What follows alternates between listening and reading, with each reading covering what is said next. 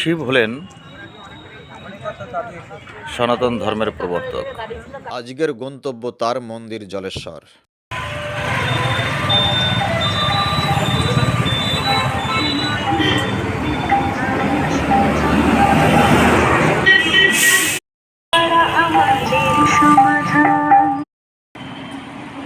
এটা হলো যশোর রোড।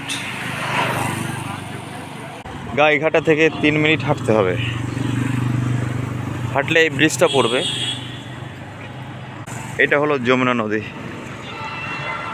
যমুনা নদীর উপর এই ব্রিজের ওই মাথা থেকে অটো পাওয়া যাবে।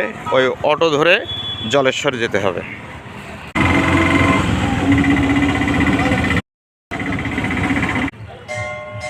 পৌঁছে গেলাম জলেশ্বর শিব মন্দিরে।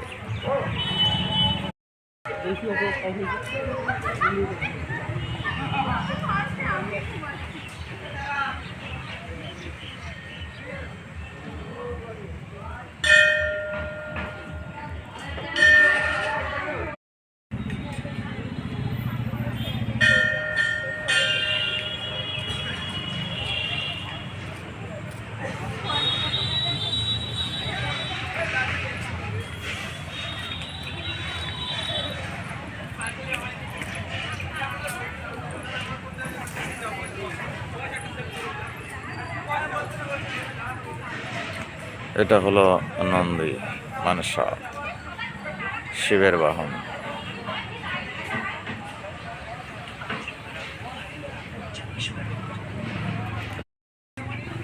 শিবের সঙ্গে এই যে নন্দী মূর্তির সহাবস্থান, এর একটা বিশাল ঐতিহাসিক তাৎপর্য আছে। পুকুর ঘাট,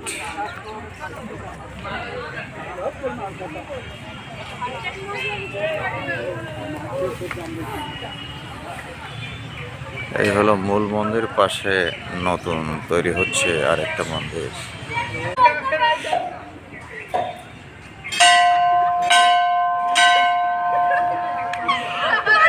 জলের নিচে মহেশ্বর, পুণ্যতীর্থ জলেশ্বর।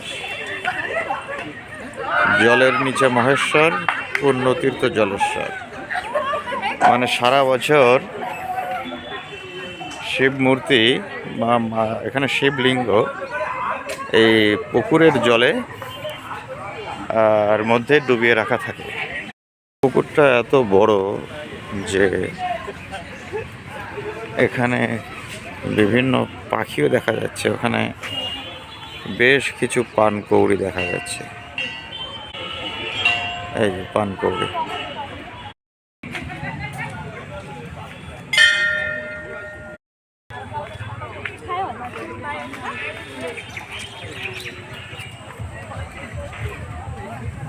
প্রচুর মানুষের সমাগম। আজ 25শে জানুয়ারি, রবিবার, ছুটির দিন। প্রচুর মানুষের সমাগম।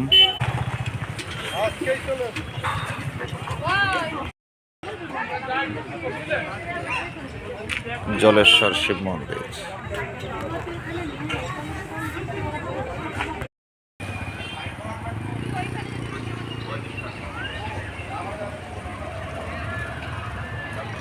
এদিকে একটু ঘুরে আসি। এখানে দেখতে পাচ্ছি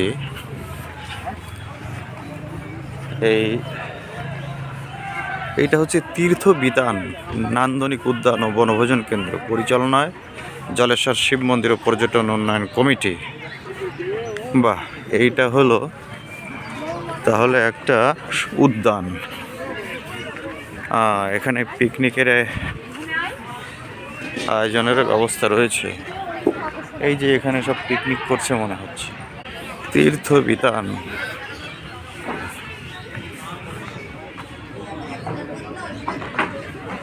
৳20 প্রবেশ মূল্য।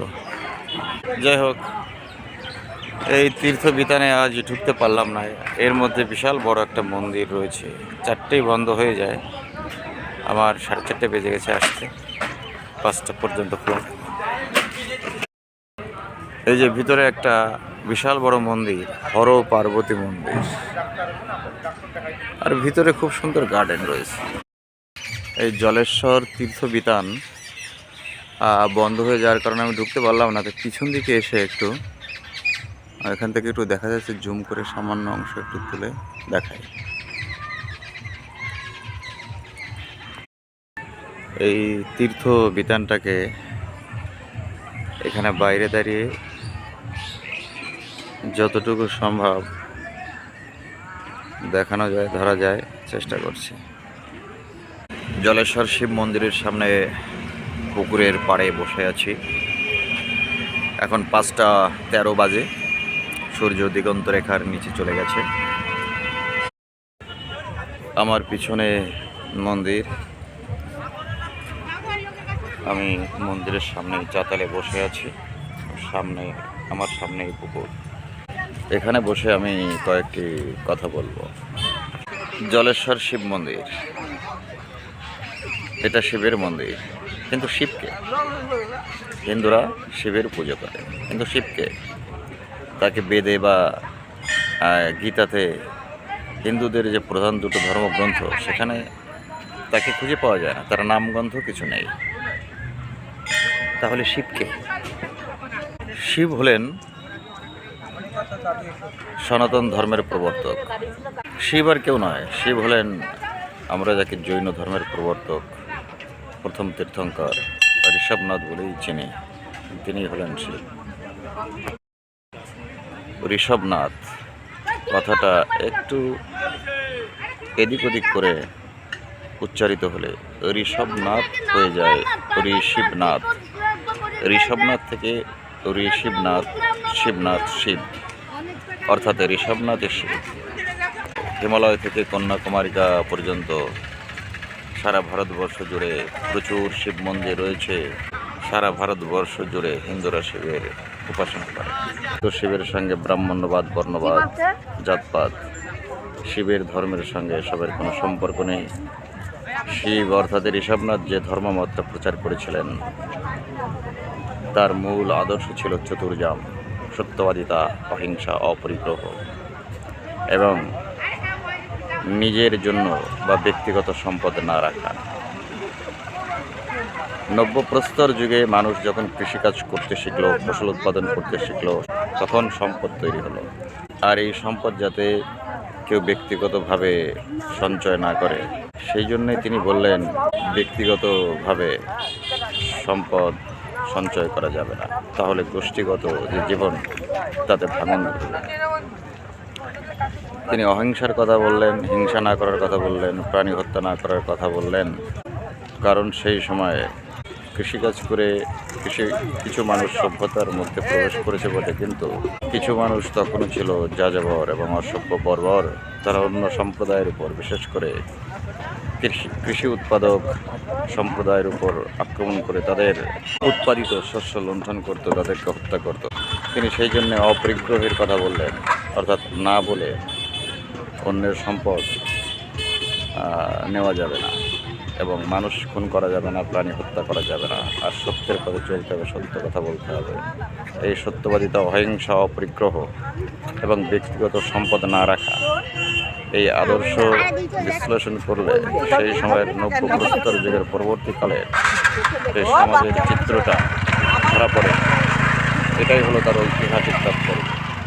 জৈন ধর্মে ঋষভনাথ প্রথম তীর্থঙ্কর বা জৈন ধর্মের প্রবর্তক, কিন্তু হিন্দুদের কাছে তিনি হয়ে গেছেন শিব। জৈনরা তাকে চেনে, কিন্তু হিন্দুরা তাকে চেনে না। ঋষভনাথ, ঋষিবনাথ, শিবনাথ, শিব, তার আদর্শ হিন্দুরা জানে না। ভারতবর্ষের সবচেয়ে প্রাচীন প্রথম তিনি ধর্ম প্রবর্তন করেছিলেন, ধর্মীয় আদর্শ প্রচার করেছিলেন, মানুষকে সভ্যতার পথে পরিচালিত করার অনুপ্রেরণা জুগিয়েছিলেন তার ধর্মীয় আদর্শের মধ্য দিয়ে। অর্থাৎ ভারতবর্ষের সর্বপ্রাচীন ধর্ম সনাতন ধর্মের প্রবর্তক তিনি। এই সত্যকে আমাদের সামনে নিয়ে আসতে হবে।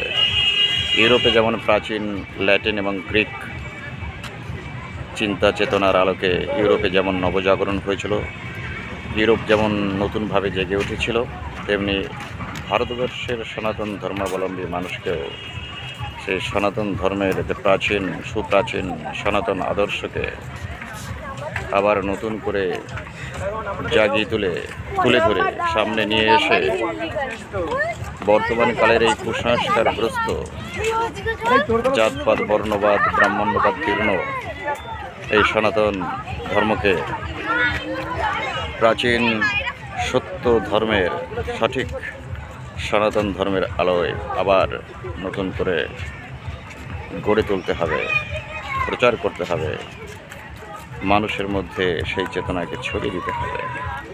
তবেই সনাতন ধর্ম আবার তার সঠিক পথ খুঁজে পাবে।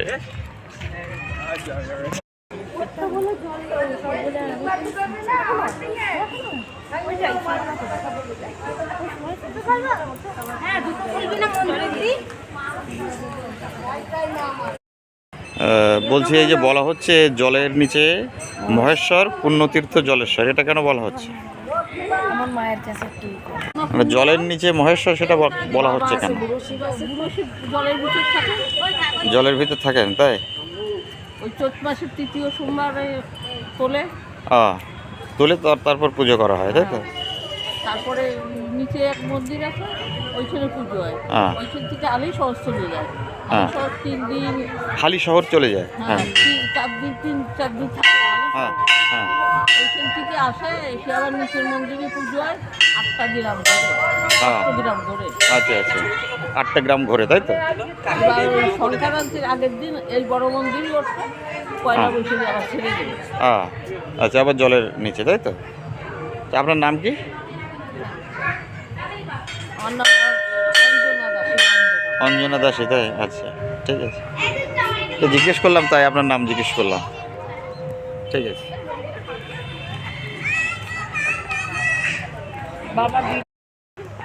যাই হোক, জলেশ্বর শিব মন্দির দেখে এখন বেরিয়ে আসছে। আপনাদের ভালো লাগলে লাইক করে কমেন্ট করে মতামত জানাবেন, সাবস্ক্রাইব করে সঙ্গে থাকার চেষ্টা করবেন।